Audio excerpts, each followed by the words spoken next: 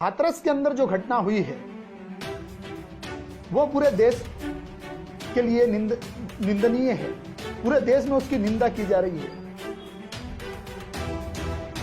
हर वर्ग का व्यक्ति, हर जाति का व्यक्ति उसका विरोध कर रहा है और एक ही मांग उठा रहा है कि उसके दरिंदों को फांसी होनी चाहिए।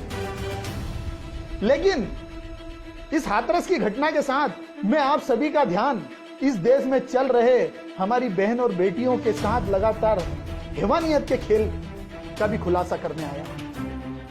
आप हैरान रह जाएंगे कि इस प्रकार की घटनाओं की आड़ में एक सोची समझी जंग छेड़ दी गई है हिंदू समाज की बेटियों के साथ।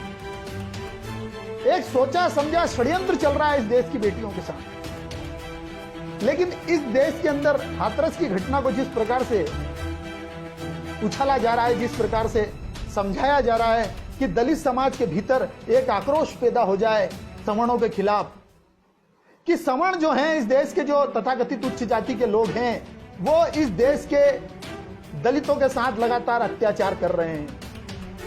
यह बात दिमाग में ठूस दी जाए दलितों के, जिसके कारण दलितों का जो 22 करोड़ 50 लाख का वोट बैंक है वो इस हिंदूवादी सरकार के जमीन खिसकाने के काम आ जाए। इस देश में 100 करोड़ की हिंदूवादी सरकारों की जो एकजुटता है, जो हिंदुओं की एकजुटता है, उसमें किसी भी प्रकार से सिर्फ उठौल मच जाए। सवर्ण दलित का दुश्मन बन जाए, दलित सवर्ण का दुश्मन बन जाए। इस प्रकार का एक षड्यंत्र पूरा का पूरा इस देश में इस लिबरल गैंग ने प्रारंभ कर दिया है। हाथरस की घटना में जो कुछ हुआ उसके पीड़ित परिवार को वहां की सरकार ने 24 घंटे के भीतर उनको गिरफ्तार करके जेल भेजा, फास्ट ट्रैक कोर्ट का गठन किया और 25 लाख का मुआवजा देने का ऐलान किया। उसमें से 10 लाख रुपए सरकार ने दे दिए। मैं किसी भारतीय जनता पार्टी, कांग्रेस, बसपा, सपा, किसी भी राजनीतिक दल का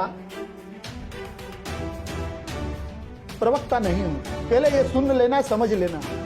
कुछ लोग मेरी वाल पर आकर लगातार ये बोलते हैं कि भाई साहब बीजेपी के राज्य में जब घटना घटती है तो आप बोलते नहीं हैं, लेकिन अगर वो कई घटना दूसरी जगह घटती है तो आप बोलते हैं।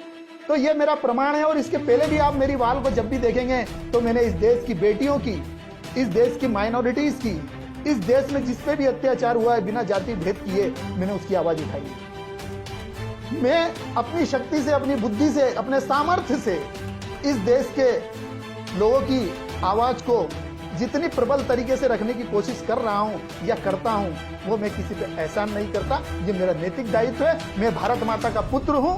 मैं इस